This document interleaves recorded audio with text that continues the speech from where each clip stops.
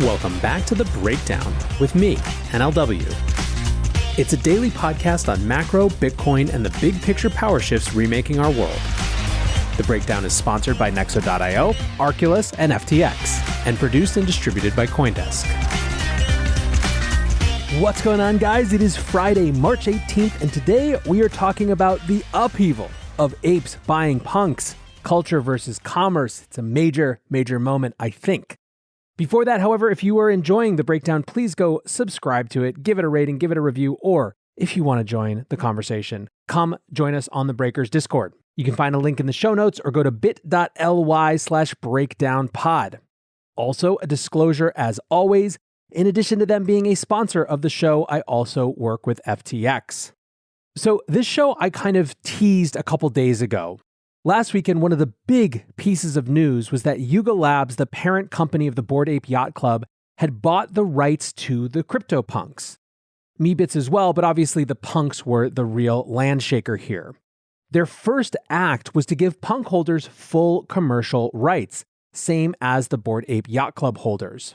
And of course, given how much these collections had vied for some sort of supremacy and leadership in the NFT space, it was a really big deal and fodder for a ton of conversation.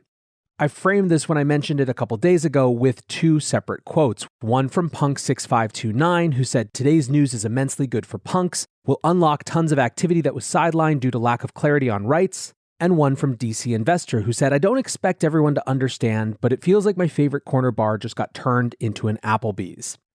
Today's episode is about going a little bit deeper in how the community is thinking about this, how they're processing this, and I want to start actually with that feeling of loss.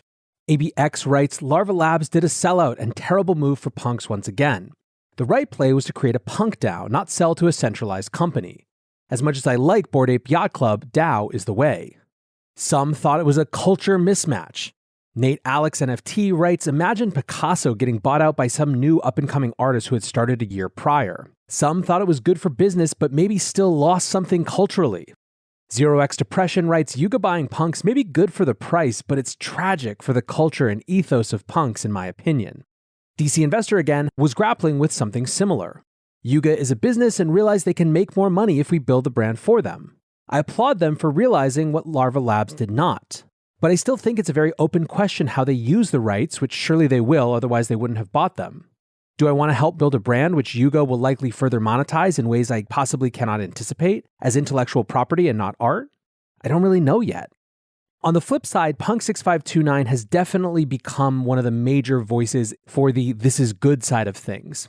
A lot of his argument to me comes down to acceptance of change and appreciation of the creativity that giving the commercial rights to holders enables. He wrote a very long thread about this that I'm going to excerpt slightly here. He's talking about who were the winners, the losers, and the neutrals from this deal. Winner? Punks. This is going to be the controversial part, so let's start with the anti-case. There are a lot of disillusioned OG punk holders today that feel that the magic is gone, that they bought art, that they don't want a brand manager. First of all, I get that. It is logical that if you bought a punk 1, 2, 3 years ago when it was wildly countercultural, it feels super weird to see the punk's IP trade as any other IP. It breaks a bit of the counterculture cool feel. I think the best analogy for how some feel is indie band goes mainstream, so the indie band cool kids don't feel as connected anymore. I get that, and it is normal, and this is in fact what happens when indie bands go mainstream. The more sophisticated version of this was I liked the fact that Larva Labs were not business people and did not do anything so I would not have to risk that they do something super cheesy, counterbrand, break the punk's narrative. I get that too. Larva Labs did not do very much. So these arguments seem decent. Why do I feel differently? I have many reasons, starting with, from the day I read the Meebits license, I realized the median view in Punk's Discord about the punks was just protection, not reality. Larva Labs owned the IP and was going to monetize it. So once you have baked into your existing assumptions that Larva Labs was going to monetize, which I did almost a year ago, what are the possible ways? A, Larva Labs starts running LL as a business, hard, not their style. B, LL licenses or sells to traditional media companies. C, LL does some super inventive DAO where everyone buys in and owns the rights to punks. Gary Gensler sends everyone to jail, do not pass go, do not collect 200. So I had eliminated A and C as real possibilities, so the only real possibility was B. Relative to my expectation in B, Yuga Labs is a vastly better choice. First and foremost, they did the most important thing they could, which was give unlimited commercial rights. Also, they are very PFP competent. I was much more worried that LL would sell to a Disney-type company and we would end up permanently locked into some atrocious licensing regime with Disney-style lawyers chasing around every violation. That is over now, even if Yuga sells further. Can't be pulled back. How many of the important PFP projects have been a full commercial rights drop? A handful? How many of those teams have knocked it out of the park? One, Yuga. So if your assumption was LL is going to monetize, Yuga is almost certainly one of the best choices. Now there's a later part where he also goes in on what precedent this might set. And he basically says that this creates incredible pressure for all of these sort of NFT projects to give commercial rights to holders. He says, quote, nothing else is competitive anymore. Punks were the problem with this thesis around giving people commercial rights, and now it is over.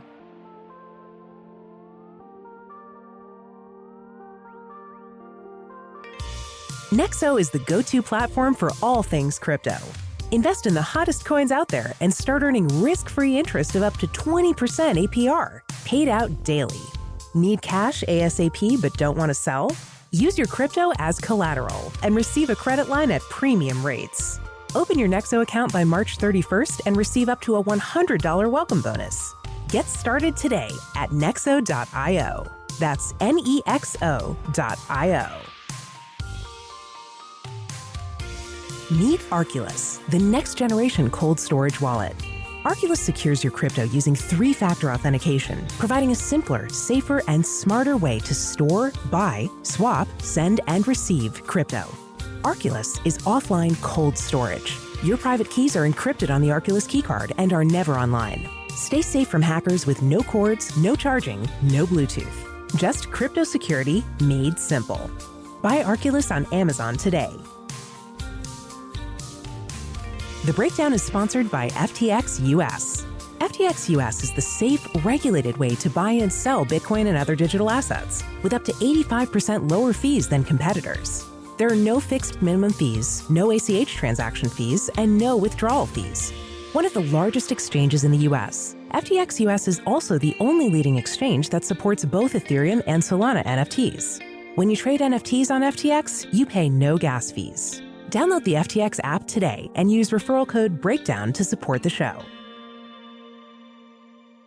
If you're interested in these questions of culture versus commerce, I really recommend you go read this thread. I'll try to do a link in the show notes. And of course, I'll drop it in the NFTs room in the Discord. But there's another thread actually that I want to excerpt as well. And this one comes from Cosimo de Medici, who outed themselves as Snoop or some collection of people around Snoop last year. He starts with where the world was, saying mid-2021, CryptoPunks are the #1 NFT project by every metric. In July, researching for my first NFT, I heard things in chat like, you buy a Bored Ape if you can't afford a punk, or ape equals poor man's punk. What would happen next would shake the NFT world to its core. He then goes on to describe how, for the next couple months, it was all about historically significant NFTs. As he puts it, those with the richest history were the most valuable. CryptoPunks, he said, being both early artsy and having the most mainstream penetration, became the Bitcoin of NFT. Punk floor price was used to determine how the NFT market was holding up during crypto downturns. But then he notices something started to change. Quote, but one day in November, one seemingly little thing Bored Ape Yacht Club gave you that CryptoPunks didn't started to mean something. You see, Bored Ape owners owned commercial rights to their ape. So ape holder Jimmy ETH and A-list music manager Nicky Ads get together and form an ape band. Jenkins DeVal and 10x bestselling author Neil Strauss get together and make an ape book. Now, for the first time, people are seeing what is possible with commercial rights to an NFT, and while most don't plan to go commercial with their own Bored Ape, they know people like Jimmy and Jenkins doing their thing with theirs will bring eyes to all. And let's be honest, I know some of you dreamed your ape would one day be discovered by an ape agent and made into a star. Plus, Bored Ape now has a manager, Guy Osiri, one of those all he does is win type people. Madonna and U2's manager crushed venture investing, and Guy is managing the broader brand. He immediately starts putting up big ape W's on the board, while Larva Labs, for the most part, do nothing. And in fact, as he goes on, Larva Labs didn't just do nothing, and I thought that this story was really telling. Quote, what was happening behind the scenes in Punkland is also noteworthy. G-Money NFT and Punks Comics signed a deal to bring Adidas into NFT. G is not allowed to use his infamous ape Punk, though, because Punks are repped by United Talent Agency, UTA, and they want to save the rights to the Punks to make a movie or something that most Punk owners will secretly fear will be cringe. So G-Money is told he cannot use his ape Punk and is forced to hire a branding company to instead create a new logo for himself. And rumor has it that United Talent tries to push out our friend G-Money out of the deal and do it only CryptoPunks and Adidas with no G-Money, but that is a story for another day. Anyway, G-Money and Punks Comics get the deal done with Adidas, another win for NFTs, but in the community's eyes, another L for Larva Labs and CryptoPunks. As they see G-Money has spent much time building a brand around his punk, billboards, major podcasts, the guy is a machine. And then come game time, his punk is on the bench. Again, 99% of CryptoPunks community is likely not building a commercial enterprise around their punk. But as project after NFT project launches with commercial rights to owners, the knife twists. So I think at this point, it's worth reframing this culture versus commercial narrative. It's too simplistic. Is it possible, in fact, that not dealing with commercial issues, not giving the holders of these NFTs commercial rights from the beginning, means that culture or culture holders inevitably get screwed by commerce that they don't actually have control of? This gets back to 6529's thesis that there was always going to be a commercial aspect to the punks. It was just a matter of who did it and what power punk holders had along the way. By the way, one wrap-up thought from Medici on the art versus brand side. He writes, punks are now a brand, not art, some are saying. No longer counterculture. But art gone big always becomes a brand. Basquiat, Warhol, Banksy, Koons all appear on hats, pillows, and mugs in the home of boomers everywhere. Nothing good counterculture stays, and such is life. There is an entire art thesis that we could do on that topic, and I would love to if you're interested. But for now, I think that the real question is two parts. One, what is Yuga going to do with this new power, this new asset? And two, what are punk holders going to do? On number two, I have no doubt that there will be interesting things, but on number one, we did not have to wait long. Earlier this week, a deck was leaked suggesting that Yuga had big plans for their own Bored Ape metaverse. The deck suggested that they would be selling 200,000 plots of virtual land on their way to raising hundreds of millions of dollars this year. The deck also made clear plans for ApeCoin, the official coin of that metaverse ecosystem. However, we did not have to wait long and only have leaked documents on that. On Wednesday night, Yuga announced the official launch of ApeCoin, and then yesterday they airdropped 15% of the supply to Bored Ape holders.